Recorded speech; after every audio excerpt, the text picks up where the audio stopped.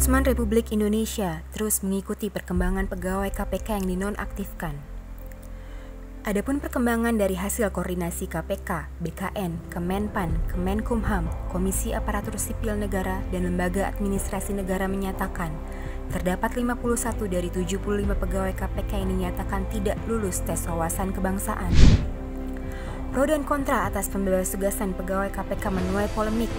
Ketua Ombudsman Republik Indonesia, Muhammad Najih, mendorong seluruh pihak terkait, baik terlapor maupun pelapor, untuk turut memberikan klarifikasi atas kasus ini. Gangguan yang terjadi dalam proses pendaftaran penerimaan peserta didik baru atau PPDB Jakarta 2021 berpotensi timbulkan diskriminasi. Pasalnya, berdasarkan Peraturan Gubernur DKI Jakarta Nomor 32 Tahun 2021 tentang petunjuk teknis PPDB, calon peserta didik baru akan diseleksi melalui waktu pendaftaran apabila sudah melebihi kuota. Akan tetapi, gangguan yang terjadi saat proses pendaftaran berpotensi merugikan peserta yang mengakibatkan pendaftarannya tertunda. Gubernur Ganjar Pranowo menerima kunjungan Wakil Ketua Ombudsman Republik Indonesia, Bobi Hamzah Rafinus, di Rumah Dinas Puri Gede Semarang. Dalam pertemuannya, kedua belah pihak mendiskusikan hal terkait pelayanan publik di Jawa Tengah yang memerlukan inovasi terbaru. Ombudsman Republik Indonesia telah menerima audiensi perwakilan 75 pegawai KPK yang dinonaktifkan dan menghasilkan laporan yang telah tercatat secara resmi dalam database pengaduan Ombudsman. Sesuai tugas dan fungsinya, Ombudsman melaksanakan tindak lanjut laporan tersebut dan menyampaikan hasilnya kepada publik secara transparan.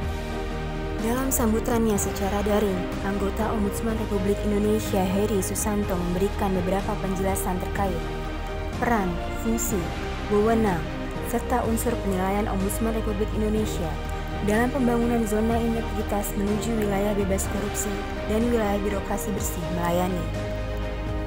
Berdasarkan temuan yang diungkap oleh tim Badan Kepegawaian Negara, terdapat hampir 100.000 data pegawai negeri sipil misterius yang masih menerima gaji dan dibayarkan uang pensiunnya sejak tahun 2014. Hal ini tentunya merugikan keuangan negara di tengah situasi pandemi yang melanda Indonesia sejak awal tahun 2020. Anggota Ombudsman Republik Indonesia, Robert Naindi Joleng, turut menyoroti kasus ini dengan harapan perlu adanya penanganan serius untuk mengusut secara tuntas birokrasi dan sistem pemutakhiran data.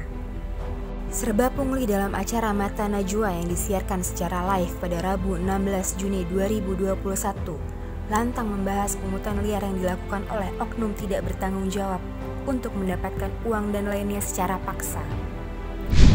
Turut hadir Muhammad Najih, Ketua Ombudsman Republik Indonesia, yang angkat bicara terkait pungli yang semakin merajalela di dalam negeri. Pihaknya menghargai berbagai upaya pemerintah daerah dalam memberantas pungli, salah satunya melalui sidak. Namun ia berharap agar upaya tersebut ditindaklanjuti melalui supervisi, tindakan konkret, dan sanksi tegas kepada oknum yang melakukan pungli.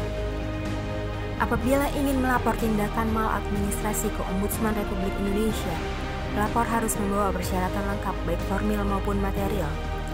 Hal ini tertuang pada Peraturan Ombudsman Republik Indonesia Nomor 48 Tahun 2020 tentang tata cara penerimaan, pemeriksaan, dan penyelesaian laporan dalam Pasal 4. Dalam rangka upaya pencegahan insiden cyber, Ombudsman Republik Indonesia resmi meluncurkan CISER atau Computer Security Incident Response Team secara virtual pada 24 Juni 2021. Acara peresmian dihadiri oleh Ketua Ombudsman Muhammad Najih dan Kepala Badan Siber dan Sandi Negara Letnan Jenderal TNI Hinsa Siburian. Pembentukan tim tanggap darurat ini merupakan layanan proaktif seperti peringatan dini, responsif, transparan, dan pemulihan terkait kerentanan peretasan data di lingkungan Ombudsman.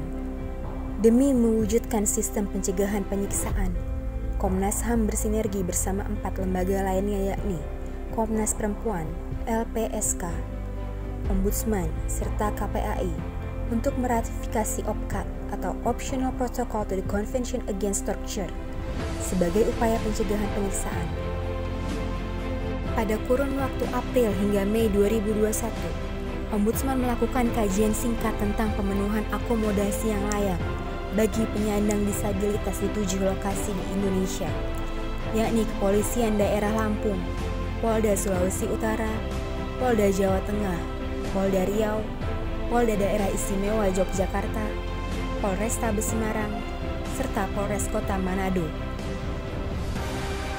Kajian tersebut menemukan adanya potensi maladministrasi pada penyelenggaraan pelayanan publik oleh Kepolisian Republik Indonesia terhadap penyandang disabilitas, khususnya dalam proses penyidikan.